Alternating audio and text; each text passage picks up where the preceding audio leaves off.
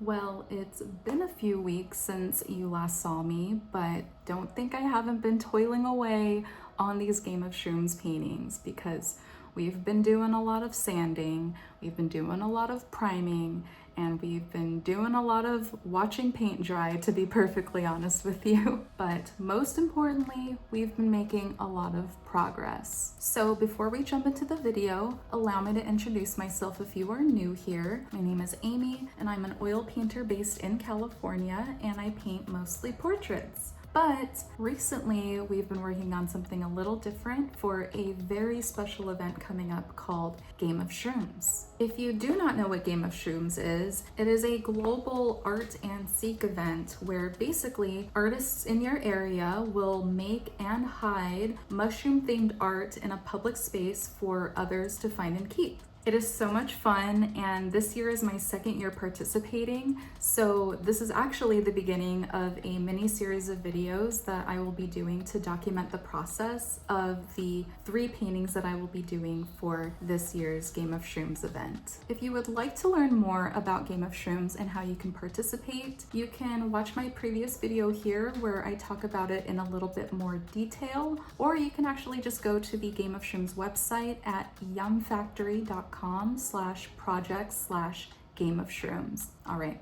let's get into the video. My wood panels are already primed with white gesso, so we're just going to smooth them out a bit with some medium grit sandpaper. The initial coat of gesso will tend to expand the fibers of the wood a bit, making the texture feel very rough after it dries, so that's why I like to sand my panels before and after I prime them with the gesso.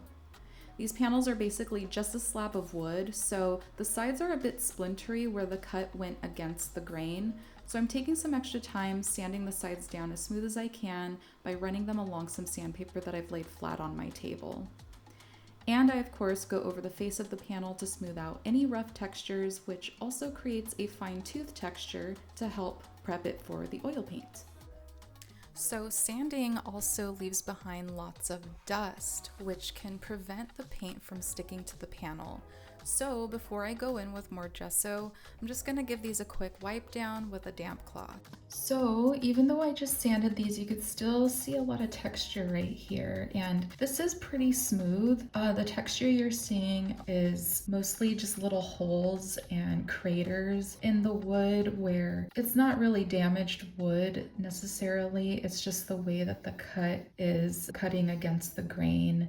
It's sort of created a really rough edge there. There are a variety of ways you can fix this. Another way would be to maybe just fill it with wood filler before sanding and priming the panel with gesso. But what I like to do is use this stuff called modeling paste, which is an acrylic paint medium. And you can find this at any art supply store in the acrylic paint aisle. It's basically an acrylic medium that you mix your paints into to give them more body and texture and sort of sculptural abilities. You could sort of see from the swatch image here the sort of texture that you would get if you mixed pink paint into it. But what I like to use it for is to fill in these little cracks and divots if I sometimes have like a damaged panel or, you know, a wood panel with just a few little bumps in it. If it bothers me enough, I'll just hit it with a bit of this stuff and then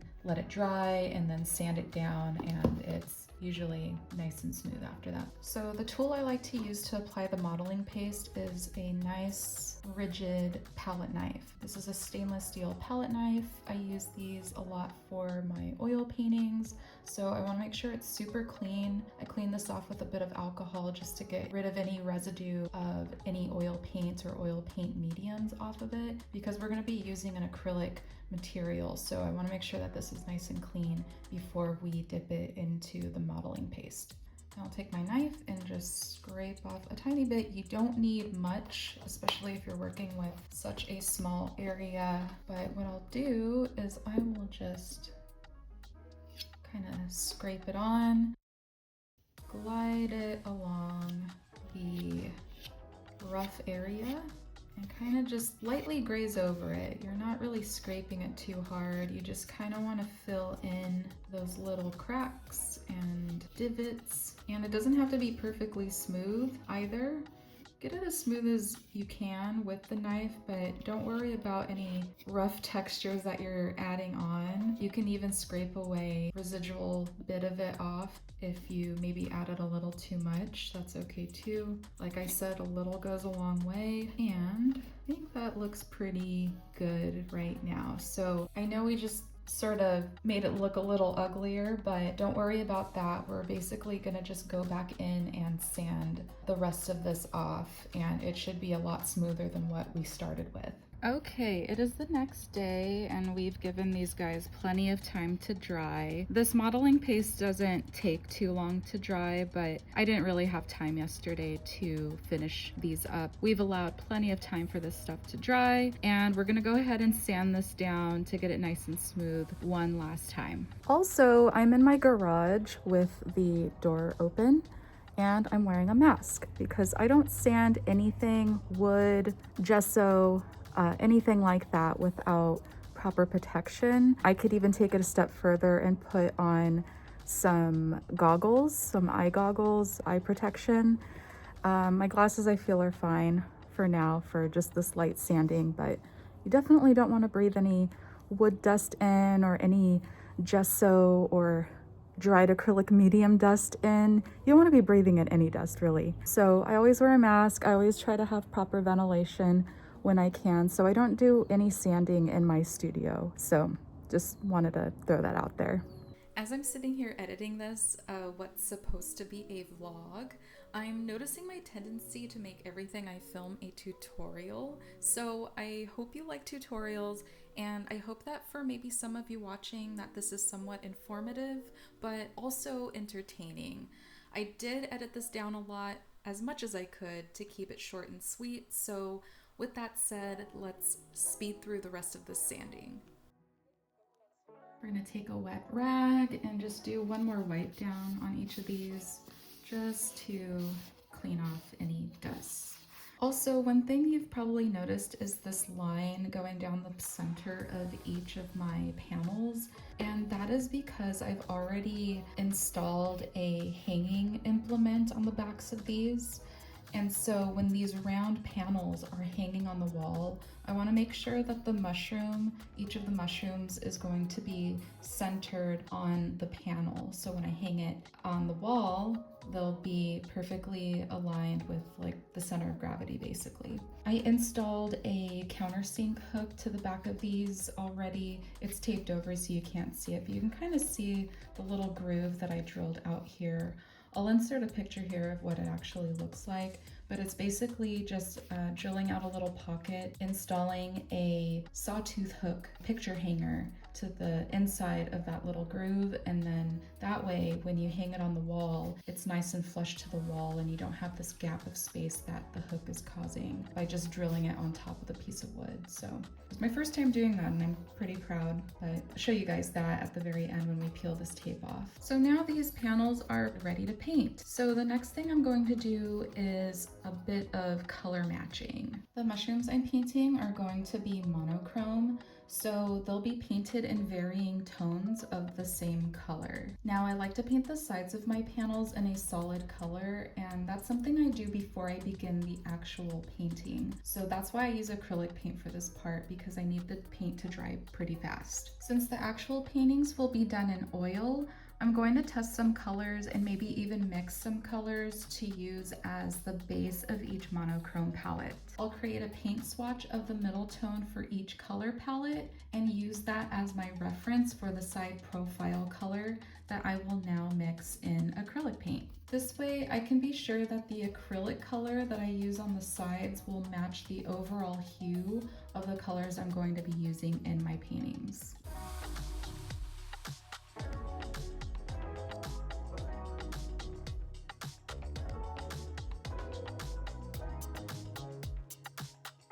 So these are the three colors that I'll be using for each of my paintings. We have ultramarine blue, phthalo green, and anthraquinone red, which is a newer color to my palette. I purchased this one to replace alizarin crimson because I read recently that alizarin crimson isn't as archival as people once thought it was. So this one was recommended in place of that. So I've used it a few times. It works pretty well. It just isn't as transparent as alizarin crimson, but I think I'll learn to live with it. I was going to make a gradient swatch for each of these colors until I remembered that I actually made swatches for my paints in the past. So I have a collection of swatches here. I'm unsure if I have one for the anthraquinone red because this one is a pretty new color. I definitely have one for each of these. So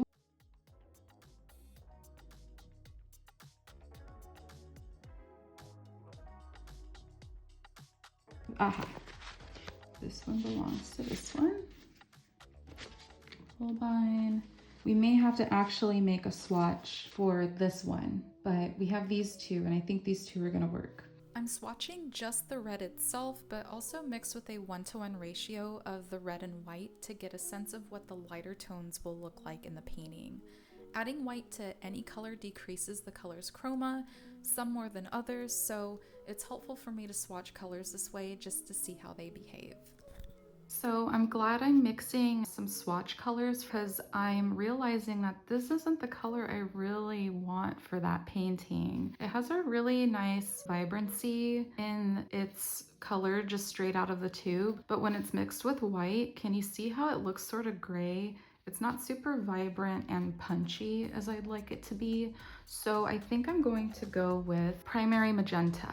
So I have a swatch card for this one already, but you can see the difference, how this one looks a little bit rosier and brighter, and this one looks a little more desaturated and kind of earthy and gray. Still a beautiful color, but it's not what I'm looking for. So we're gonna stick with primary magenta. So now that I've decided on the three colors I'm going to be using for my paintings, I'm gonna use these three swatches here to mix the acrylic paint to use for the sides of my panels.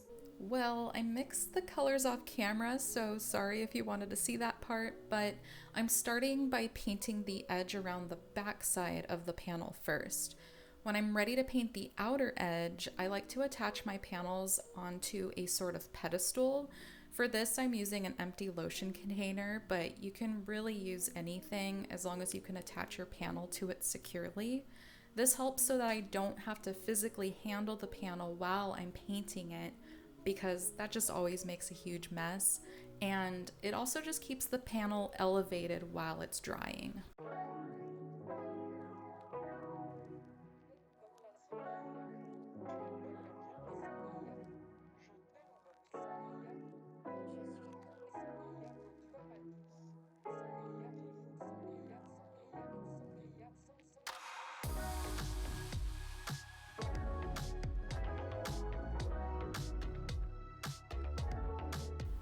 I'm also adding a wash of the color to the face of my panels to establish each painting's undertone.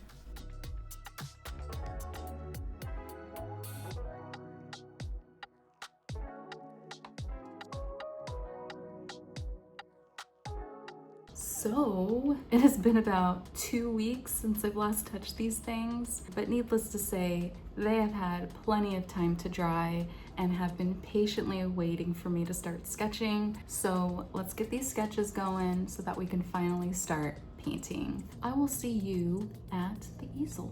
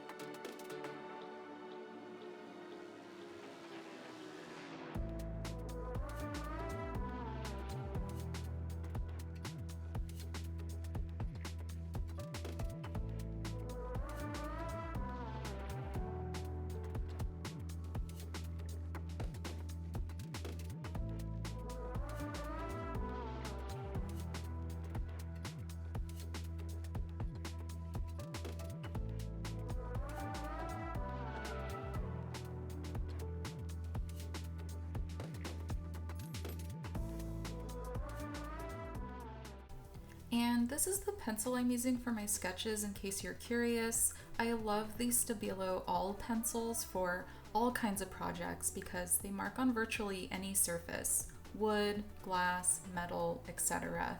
And they wipe away with water, which works well with my water mixable oil paints. I don't exclusively use these for my sketches. In fact, I wish I would have used my watercolor pencils for this in a darker matching color, but they essentially work just the same as the All pencils do, in the sense that they activate in water, which helps dissolve my sketch as I'm painting, so that there's really no evidence of any pencil marks underneath my painting, no matter how light the paint application is. Here's where we're at so far. I know they're not much to look at right now, but I wanted to at least get the drawings done by the end of this video. So we do have signs of mushrooms now. I promise we'll get into painting in the next video, but really this is what actually goes into every painting that I make. I like to spend the extra time preparing my panels to make them look as clean and professional as I can. I almost never share this part of my process, so I hope it was the least bit interesting to you. I also think these videos will be kind of fun to watch for the Game of Shrooms foragers who end up finding these paintings on Game of Shrooms Day, as, you know, a sort of behind the scenes and making of the paintings that they now own. So I think that that is pretty cool in and of itself. Well, okay, I think that's it for this one. So thank you so much for watching, and I will see you guys in the next video. Bye.